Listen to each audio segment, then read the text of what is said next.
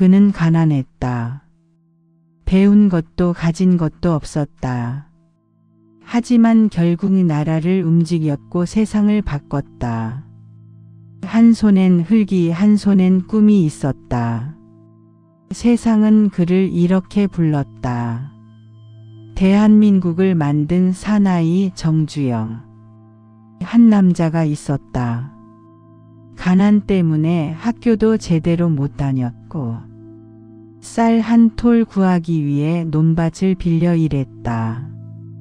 그런데 훗날 그는 자동차를 만들고 배를 만들고 도시를 만들고 심지어 나라의 경제까지 일으켰다. 사람들이 말했다. 그건 불가능하다고. 그럴 때마다 그는 단 한마디를 내뱉었다. 해봤어? 1915년 강원도 통천군의 작은 마을. 가난한 농부의 아들로 태어난 소년 정주영은 어린 시절 내내 배가 고팠다.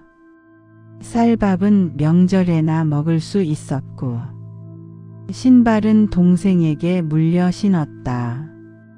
겨울엔 손이 얼어 피가 나도 일을 멈출 수 없었다. 그는 일찍 깨달았다. 돈이 있어야 가족이 굶지 않는다. 그래서 결심했다. 이 가난의 굴레를 내가 끝내겠다. 17살 그는 새벽에 쪽지 한 장을 남기고 집을 떠났다. 아버지, 돈 벌어오겠습니다. 돈 한 푼 없이 100km 넘는 길을 걸어 평양으로 향했다. 그 길 위에서 그는 굶었고 쓰러졌고 때로는 울었다. 하지만 멈추지 않았다. 그게 정주영 인생의 시작이었다. 평양에 도착한 그는 정미소에 취직했다.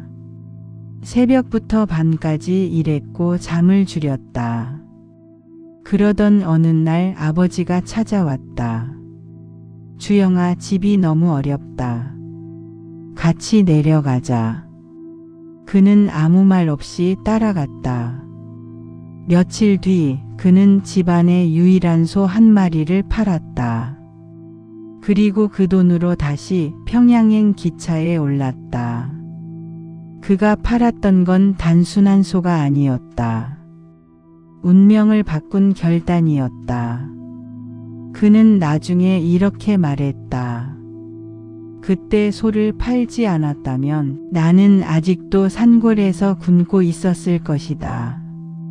서울로 돌아온 그는 남의 밑이 아닌 자기 가게를 열었다. 이름은 아도 서비스. 하루 18시간씩 일했고 직원들에게 밥을 직접 지어줬다. 20살 초반 그는 이미 평양의 젊은 사장이었다. 하지만 전쟁이 터졌다. 모든 게 잿더미가 됐다. 그는 말했다. 전쟁이 다 태워버렸지만 내 손은 남아있다. 그는 다시 시작했다.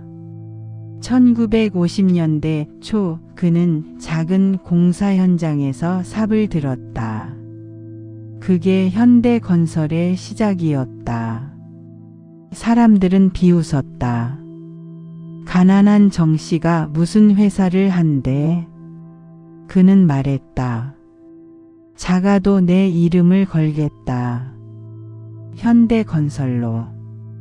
비가 오면 그는 빗속에서 일했고 모래가 쏟아지면 손으로 막았다. 그는 몸으로 리더십을 증명한 사장이었다. 일은 머리로 하는 게 아니라 온몸으로 부딪혀야 답이 보인다. 그의 방식은 단순했다. 누가 뭐라 해도 일단 해보는 것. 1970년대 초 한국은 여전히 가난했다. 그때 누군가 물었다.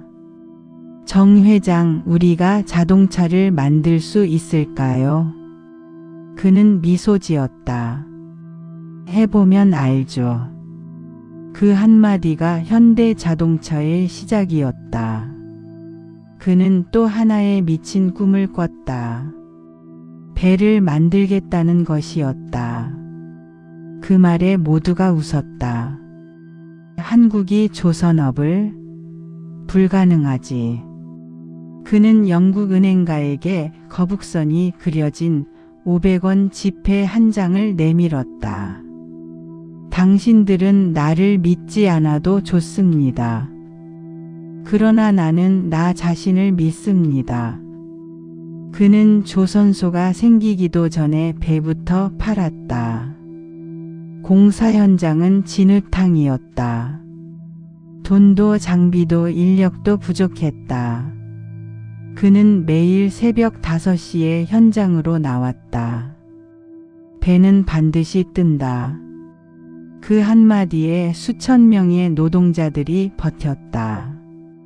그리고 1974년 첫 번째 초대형 유조선이 바다 위로 떠올랐다. 그는 울었다. 이제 대한민국도 할 수 있다. 그의 눈물은 성공의 눈물이 아니라 불가능을 이긴 인간의 눈물이었다. 정주영은 말보다 행동이 빨랐다. 책상에 앉지 않았다. 현장에서 진흙 묻은 신발로 지시했다. 일꾼들과 함께 밥을 먹고 같이 땀 흘리며 욕도 같이 먹었다. 그래서 사람들은 그를 두려워하면서도 따랐다. 그는 자주 말했다. 리더는 말로 이끄는 게 아니라 몸으로 보여줘야 한다고. 사람들이 포기할 때 그는 늘 끝까지 버텼다. 한 번 시작하면 물러서지 않았다. 언제나 끝장을 봤다. 그는 새벽에 현장에 나가 불 켜진 창문을 보며 말했다. 저 불빛이 내 책임이다. 내가 꺼지면 저 사람들도 꺼진다. 그는 가족에게조차 냉정했다. 사업이 흔들릴 땐 가족도 도와주지 않았다. 모두가 그를 무서워했지만 그의 안에는 불타는 책임감이 있었다. 그에게 돈은 목적이 아니었다. 돈은 수단이었고 진짜 목적은 나라를 일으키는 것이었다.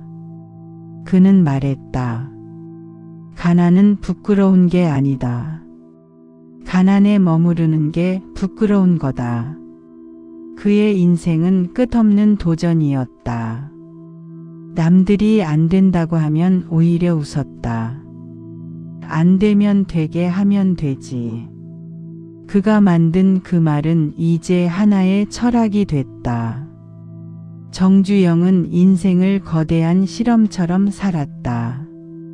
실패를 두려워하지 않았고 넘어져도 다시 일어섰다. 그는 세상에 물었다. 왜 안 되는데? 그리고 세상에 보여줬다. 이렇게 하면 된다고. 누군가는 말했다. 그는 욕심이 많았다고. 하지만 정주영의 욕심은 자기 자신이 아닌 대한민국을 향한 욕심이었다. 한국도 할 수 있다는 걸 보여주고 싶었다. 그가 없었다면 지금의 한국은 없었을지도 모른다. 그는 마지막까지 현장을 지켰다.